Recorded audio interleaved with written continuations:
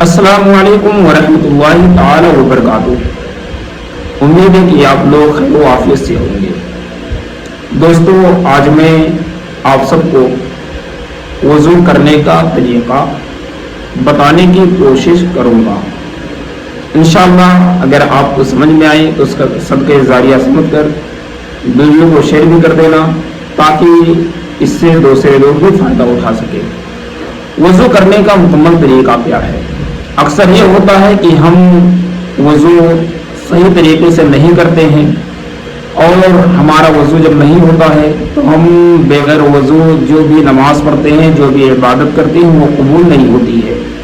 مثلا اگر ہمیں وضو بنانا نہیں آتا ہے، ہم درست وضو نہیں بنا سکتے ہیں، تو پھر ہمارے نماز نہ قبول ہوگی۔ اور اگر اسی حالت میں ہم قرآن شریف کو چھو رہے ہیں تو ہمیں جہاں قرآن کی تلاوت کا ثواب ملنا چاہیے تو ہمیں گناہ ملتا ہے، کیونکہ ہم بغیر وضو اسے چھو رہے ہیں۔ تو آئیے ہم سیکھتے ہیں کہ وضو کرنے کا طریقہ کیا ہے۔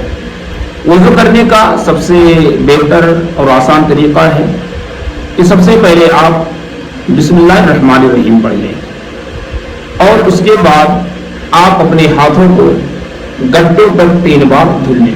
یعنی یہ گٹا ہے، یہاں تک آپ کو 3 بار دھلنا ہے۔ 3 بار دھلنے کے بعد آپ چلو میں پانی لیں، اور لینے کے بعد اپنے منہ میں ڈالیں، اور ڈالنے کے بعد 3 بار کلے کرنا ہے۔ اکثر یہ ہوتا ہے کہ کچھ لوگ اپنے ہاتھ میں پانی لیتے ہیں چلو میں، اور لینے کے بعد منہ میں ڈالتے ہیں، اور ڈالنے کے بعد سیدھا نیچے اگل دیتے ہیں۔ یہ نہیں کرنا ہے، بلکہ آپ کو اچھے طریقے سے کلی کرنے ہیں۔ اگر آپ روزے سے نہ ہوں تو آپ غلالہ کریں۔ مثلا آپ اپنے ہاتھ میں پانی لیں، اور لینے کے بعد اپنے منہ میں ڈالیں، ڈالنے کے بعد آپ سیدھا اس طریقے سے غلالہ کریں، اور ہر پرزے پر پانی پہنچائیں، تاکہ آپ کے بدن میں، آپ کے منہ میں کوئی ایسی چیز چپکی ہو، جیسے گٹکا پان آپ کھائے ہیں، سپاری وغیرہ چپکی ہے، تو وہ چھوٹ جائے۔ اور اگر آپ روزے سے ہیں تو آپ کو غلالہ نہیں کرنا ہے، کیونکہ اکثر ہوتا ہے کہ غلالہ کرتے سمے پانی حلق سے نیچے اتر جاتا ہے، اور آپ جان بوجھ کر غلالہ کریں گے تو اس سے روزہ ٹوٹنے کا خطرہ ہوتا ہے۔ اس کے بعد آپ کو اپنے ناک میں نرم ہڈی تک 3 بار پانی چڑھانا ہے۔ آپ کو دائیں ہاتھ سے پانی لینا ہے، اور لینے کے بعد اوپر کی طرف کھینچنا ہے، تاکہ یہ جو نرم ہڈی ہے یہاں تک پانی پہنچ جائے۔ آپ کو داہنے ہاتھ سے پانی ڈالنا ہے، اور بائیں ہاتھ کی چھوٹی انگلی سے ناک کو اچھی طریقے سے صاف کرنا ہے۔ یعنی ناک کے اندر جو کچرا ہو، کوئی چیز ہو، تو اسے اچھی طرح سے چھڑا لیں۔ اس کے بعد آپ کو چہرہ دھونا ہے۔ چہرہ کہاں سے دھونا ہے؟ یہ بال نکلنے کی جگہ ہے، یہاں سے لے کر تھوڑی کے نیچے تک۔ یعنی یہاں دیکھیں گے یہ ہڈی کے نیچے گوشت نظر آ رہا ہوگا، آپ کو یہاں تک دھلنا ہے، اور ایک کان سے کے لو سے دوسرے کان کی لو تک۔ یعنی اب آپ کا پورا یہاں سے لے کر یہ چہرہ شامل ہو گیا۔ شامل ہونے کے بعد ایک چیز آپ کو اس چیز کا خیال کرنا ہے کہ اگر آپ کے داڑھی ہو، اکثر ہوتا ہے کہ آپ اوپر پانی ڈالتے ہیں تو داڑھی کے بیچ میں پانی نہیں پہنچتا ہے، تو اس کے لیے ضروری ہے کہ آپ اپنے ہاتھ میں چلو میں پانی لے کر اچھی طریقے سے داڑھی بھگا لیں، اور بھگانے کے بعد اپنے ہاتھ کو اس طریقے سے داڑھی کے نیچے پھیر لیں، تاکہ اس طریقے سے کرنے کے داڑھی کے اندر جو ہے پانی پہنچ جائے، اور آپ کی داڑھی اچھی طریقے سے بھیگ جائے۔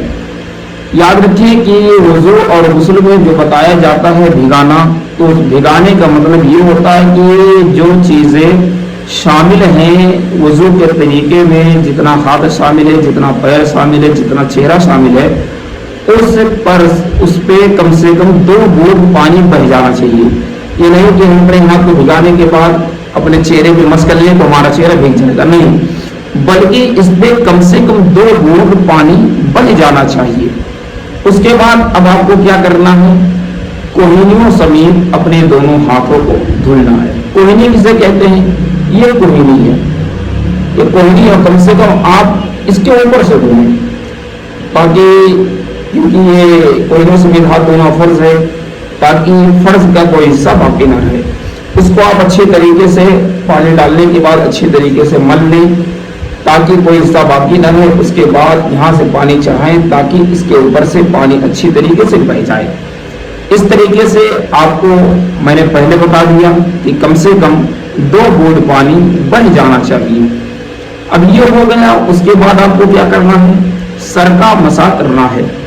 یاد رکھیں 1/4 سر کا مسح فرض ہے۔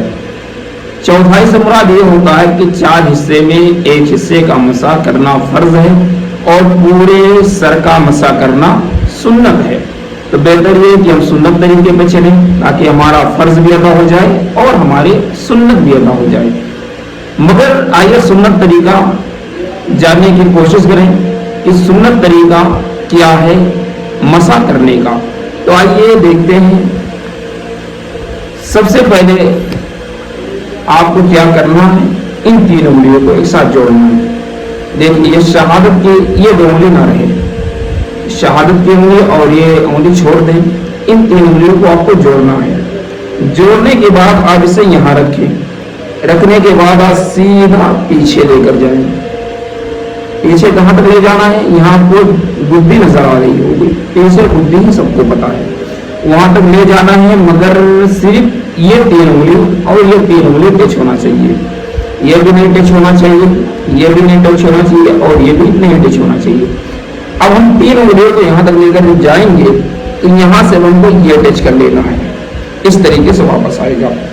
یعنی گدی تک ہم یہ 3 انگلی لے جائیں گے اور گدی سے واپس دونوں کنپٹی پہ اپنے ہاتھ کو رکھتے ہوئے، تو یہ جسے ہم کیا کہتے ہیں؟ گدوری کہتے ہیں، عام بھاشا میں مادری بھاشا میں گدوری کہتے ہیں۔ یہ جو بات ہے، یہ حصہ، یہ جو حصہ بچا ہوا ہے، اس کو آپ لے کر آئیں گے، یہاں سے آگے لانا ہے۔ اب آپ کا یہ 3 انگلی اور اس کا پانی ختم ہو گیا، اب بچا 2 انگلی۔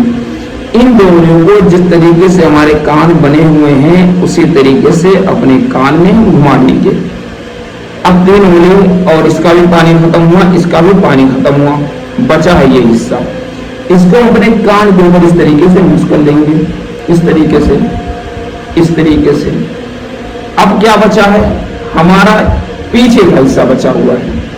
پیچھے کا حصہ کیا کریں گے؟ ہم اس طریقے سے اوپر پھیر لیں گے، اس طریقے سے، کیونکہ گدی جسے کہتے ہیں اس کے نیچے کے بال جو ہیں ہمارے سر جو ہیں وہ بچے ہوئے تھے۔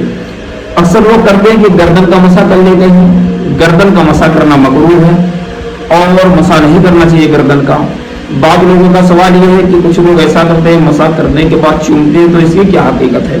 اس کی حقیقت یہ ہے کہ جب آپ کے لیے ضروری ہے کہ جب آپ وضو کریں تو اس میں کلمہ شریف، درود شریف وغیرہ پڑھا کریں، اور جب آپ مسح کر رہے ہیں درود شریف پڑھیں یا کلمہ شریف پڑھیں سے پڑھیں لا الہ الا اللہ محمد رسول اللہ۔ اب آگے محمد کو چوم لیتے ہیں۔ اگر آپ کلمہ نہیں پڑھ رہے ہیں، درود نہیں پڑھ رہے ہیں تو چومنے کی ضرورت نہیں ہے۔ اس کے بعد آپ کو ٹخنوں سمیت اپنے پیر کو دھونا ہے۔ ٹخنا کسے کہتے ہیں؟ آئیے میں آپ کو یہ بھی بتا دوں۔ ٹخنا جو ہے یہ حصہ ہے، یہ یہاں کھڈے دکھ رہے آپ کو، اتنا یہ دھلتا ہے۔ اس کو دھلنے کے بعد یاد رکھیے گا کہ ہاتھ اور پیر دونوں انگلیوں کے بیچ میں آپ کو خلال بھی کر لینا ہے تاکہ اس کے اندر بھی اچھی طریقے سے پانی پہنچ جائے۔ اس کے بعد اگر آپ وضو کر چکے، اب اگر وضو کا پانی بچا ہوا ہے تو کھڑے ہو کر آپ کم سے کم 3 کلا پی لیں کیونکہ اس میں شفا پایا جاتا ہے، اور اس کے بعد وضو کے بعد کی دعا پڑھیں۔ آج ہم نے جو سیکھا یہ وضو کا طریقہ تھا، اس میں 4 چیزیں فرض ہیں۔ پہلا پورا چہرہ دھونا یہ فرض ہے، دوسرا کوہنیوں سمیت ہاتھ دھونا فرض ہے، تیسرا 1/4 سر کا مسح کرنا یہ بھی فرض ہے، اور ٹخنوں سمیت پیر دھونا، یہ 4 چیزیں فرض ہیں۔ انشاءاللہ ملتے ہیں اگلے ویڈیو میں۔ السلام علیکم ورحمۃ اللہ وبرکاتہ۔